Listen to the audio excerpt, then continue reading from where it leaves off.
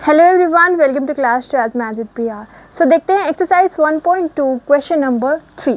Question number 3 हमारे पास क्या है, prove that the greatest integer function जो कि रियल नंबर से रियल नंबर तक डिफाइंड है गिवन बाय दिस फंक्शन, हमारा ये है ग्रेटेस्ट इंटीजर फंक्शन कहते हैं इसको, is neither 1 1 nor onto. ये 1 1 भी नहीं है एंड ओन टू भी नहीं है। ठीक है, अब इसकी डेफिनेशन पढ़ने से पहले हम देख लेते हैं कि ग्रेटेस्ट इंटीजर फंक्शन आखिरकार होता क्या है। ठीक है, तो ग्रेटेस्ट इंटीजर फंक्शन को डिनोट किया जाता है इस सिंबल से। ठीक है, ये क्या होता है, ग्रेटेस्ट इंटीजर फंक्शन का सिंबल होता है। अब यहाँ पे इसको आप ऐसे समझ सकते हो कि एक टूल की तरह है कि आप इसमें कोई भी नंबर डालो, वो आउटपुट जो देगा वो एक इंटीजर होगा, यानी कि इंटीजर में कन्वर्ट कर सकता है। ठीक है, आप ये समझ सकते हो कि आप इसमें इनपुट डालोगे, कुछ भी हो सकता है, वो फ्रैक्शन वाली वैल्यू हो सकती है, पॉइंट्स वाली वैल्यू हो सकती है, बट जो आउटपुट निकलेगा वो क्या निकलेगा, एक इंटीजर निकलेगा। ओके, यानी कि इंटीजर में कन्वर्ट करता है।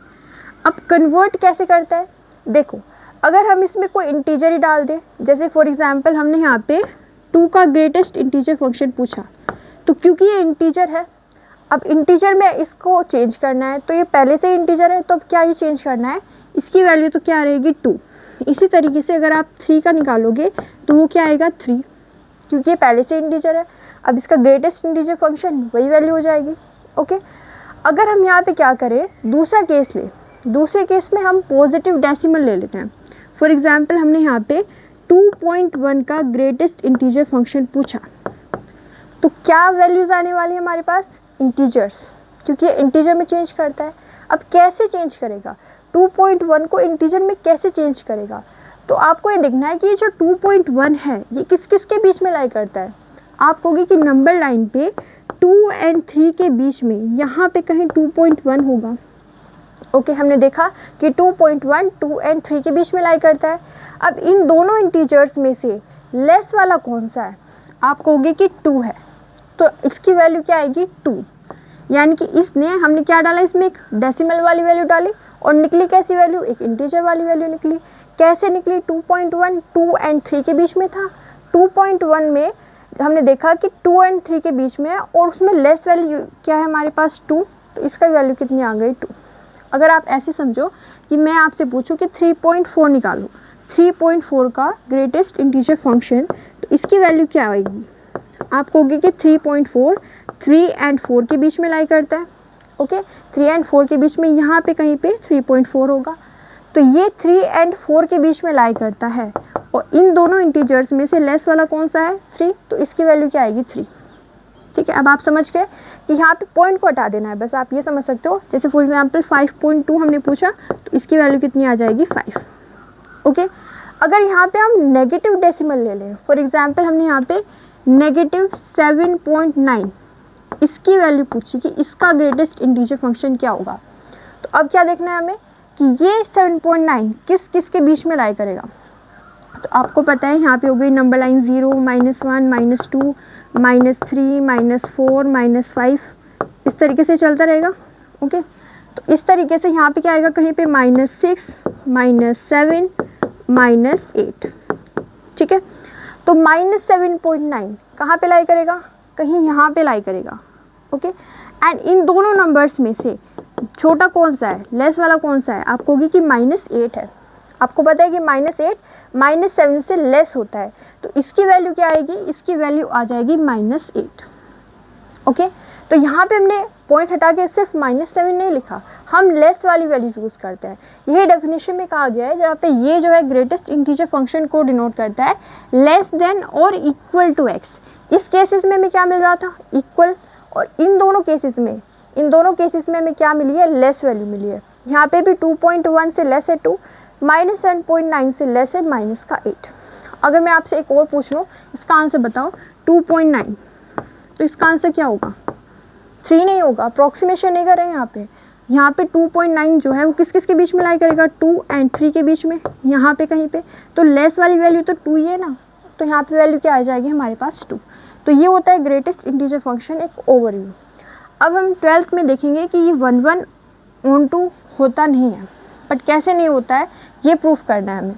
तो अभी हमने वैल्यूज़ देखी किस तरीके से आने वाली है, तो उस पर हम देखेंगे कि यहाँ पे हमारा रियल नंबर का सेट हो गया, ये हो गया हमारा दूसरा रियल नंबर का सेट, यानी कि ये हो गई डोमेन एंड ये हो गई कोडोमेन।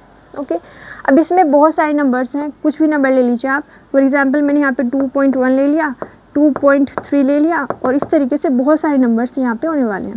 ओके, इसी तरीके से यहाँ पे 0, 1, 2, 2.3, 5 कुछ भी आप ले सकते हो। ओके, तो यहाँ पे हमने डोमेन एंड कोडोमेन लिख लिया। अब हमें देखना है कि 1 कैसे नहीं है। 4 नॉट 1 4 नॉट 1 हमें प्रूफ करना है ना कि 1 नहीं है, तो कैसे नहीं है। सबसे पहले देख लेते हैं कि कैसे 1 नहीं है। 2.1 का ग्रेटेस्ट इंटीजर फंक्शन क्या आएगा? यस 2। तो 2.1 की मैपिंग किसके साथ होगी? 2 के साथ होगी। अगर मैं आपसे पूछूं 2.3 का ग्रेटेस्ट इंटीजर फंक्शन क्या आएगा, तो आपको पता है कि 2.3 का अगर हम ग्रेटेस्ट इंटीजर फंक्शन निकालेंगे तो वो 2 ही आएगा। तो 2.3 की मैपिंग किसके साथ हो रही है? 2 के साथ। अब 1 में क्या होता है, अगर दो एलिमेंट्स डिफरेंट है तो उनकी इमेजेस डिफरेंट आनी चाहिए थी, बट यहाँ पे दो डिफरेंट एलिमेंट्स की इमेज सेम आ रही है, तो ये 1 नहीं होगा। ठीक है, दो डिफरेंट एलिमेंट की सेम इमेज है, इस वजह से 1 नहीं है। तो प्रूफ कैसे करेंगे? लेट हमने दो एलिमेंट्स ले लिए यहाँ पे 2.1 एंड 2.3, जो कि किसको बिलोंग करते हैं? बिलोंग्स टू हमारा रियल नंबर डोमेन। ऐसे लिख सकते हैं, यहाँ पे एंड की जगह पे कॉमा लगा सकते हैं हम। 2.1 2.3 belongs to real number domain. ठीक है, अब कैसे प्रूफ करेंगे? अगर हमें प्रूफ करना होता है कि 1 है, तो हम कैसे प्रूफ करते हैं? fx1 is equal to fx2 लेते हैं और हम यहाँ पे दिखाते हैं कि x1 is equal to x2 है।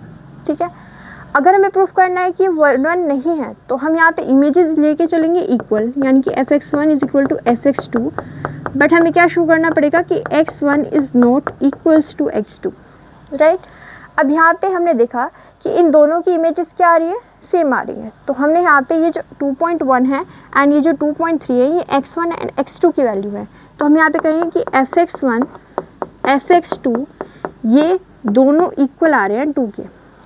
ठीक है, क्योंकि 2.1 का भी ग्रेटेस्ट इंटीजर फंक्शन 2 आ रहा है, 2.3 का भी ग्रेटेस्ट इंटीजर फंक्शन 2 आ रहा है, तो यानी कि fx1 fx2 इन दोनों की इमेज क्या आ रही है? 2।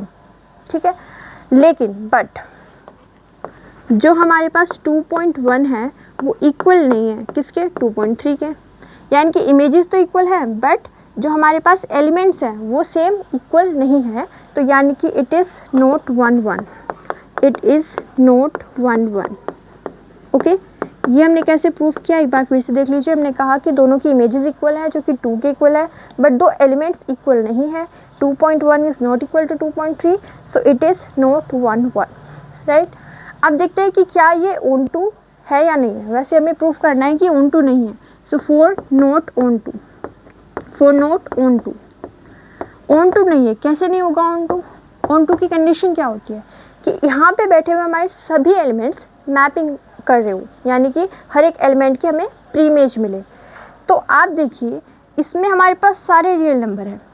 ठीक है, यहाँ पे कहीं पे हमारे पास 2.3 भी है, यानी कि डेसिमल वाली वैल्यूज़ भी होंगी, बट जो ग्रेटेस्ट इंटीजर फंक्शन वैल्यूज़ देता है, आउटपुट्स देता है, वो हमेशा इंटीजर ही होगी, यानी कि हमारे पास इंटीजर्स की ही मैपिंग होगी।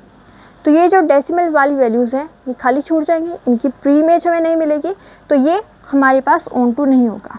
ठीक है, तो फिर से देखिए यहाँ पे हमने क्या किया, 2.3 जो है देखा उसको कि वो हमारे इस रियल नंबर में बिलोंग करता है, बट उसकी कोई प्री इमेज हमारे पास नहीं है, तो ये क्या हो जाएगा, एक ऑन टू फंक्शन नहीं होगा। ठीक है, ऐसी बहुत से एलिमेंट्स हमें मिलेंगे, -1.2 इस तरीके से बहुत से नंबर्स हैं जिनकी प्री इमेज नहीं है। तो हम यहाँ पे एक स्टेटमेंट लिख सकते हैं। स्टेटमेंट क्या होगा हमारे पास, देयर एग्जिस्ट सम y जो कि हमारे पास रियल नंबर में बिलोंग करेंगे, कोडोमेन में बिलोंग करेंगे, for which there exists no x, for which there exists no x such that fx is equal to y। आप एग्जाम्पल भी दे सकते हैं कि 2.3 की या -1.2 की कोई भी प्री इमेज नहीं है, तो it is not onto. It is not onto. Okay, तो ये 1 1 भी नहीं है, ओन टू भी नहीं है। आप इसका स्क्रीनशॉट ले सकते हैं। एक बार फिर से देखें, यहाँ पे हमने क्या किया, हमने 2 एलिमेंट्स लिए, उनकी इमेजेस निकाली, वो 2 आ रही है, ठीक है। तो हमने देखा कि डिफरेंट एलिमेंट्स की सेम इमेज है, तो ये 1 1 नहीं है। फिर हमने देखा यहाँ पे कुछ ऐसे एलिमेंट्स एग्जिस्ट कर रहे हैं जिनकी प्री इमेज नहीं है, तो इस वजह से ये ओन टू नहीं है। ओके, तो ये हो गया हमारे पास क्वेश्चन नंबर 3। मिलते हैं नेक्स्ट वीडियो में। Thank you so much for watching.